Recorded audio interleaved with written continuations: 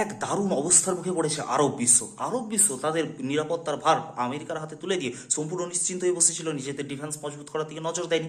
আর America এই মুহূর্তে ইউক্রেনকে সাপ্লাই করতে গিয়ে তাদের যে প্যাট্রিয়ট এয়ার ডিফেন্স সিস্টেমের মিসাইল সেগুলো প্রায় খরচ করে ফেলেছে, আর তার উৎপাদন রেটও কম, বছরে 600 থেকে 800টি মিসাইল তৈরি করতে পারে, আর তার অধিকাংশ ইউক্রেনকে সাপ্লাই করতো। এখন সেখান থেকে ঘুরে যখন যুদ্ধের অভিমুখ আরবে চলে এসেছে, ইরান প্রত্যেকদিন হামলা করছে, তখন আরব দেশগুলিকে ইন্টারসেপ্টর মিসাইল ব্যবহার করতে হচ্ছে, ফলে প্যাট্রিয়টের মিসাইল খুব কম সংখ্যায় চলে এসেছে।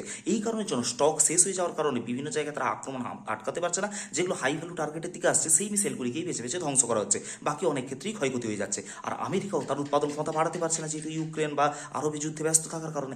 এই কারণের জন্য কাতার একটা নতুন পদ্ধতি অবলম্বন করেছে। কাতার ন্যাটো গোষ্ঠীভুক্ত রাষ্ট্র গ্রিসের কাছ থেকে তাদের 25% প্যাট্রিয়ট মিসাইল কিনে নিচ্ছে। গ্রিসের উপর এই মুহূর্তে আক্রমণের কোনো চিন্তা নেই, আর গ্রিসও তাদের স্টক পাইল থেকে 25% মিসাইল অর্থের বিনিময়ে কাতারকে দিয়ে দিচ্ছে। এইভাবে একটা দেশের কাছ থেকে অস্ত্র কিনে নেওয়া হয়তো যুক্তিপূর্ণ হতে পারে, কিন্তু এতে গ্রিসের নিরাপত্তা ঝুঁকিতে পড়বে না তো? আপনার মতামত কমেন্টে জানান।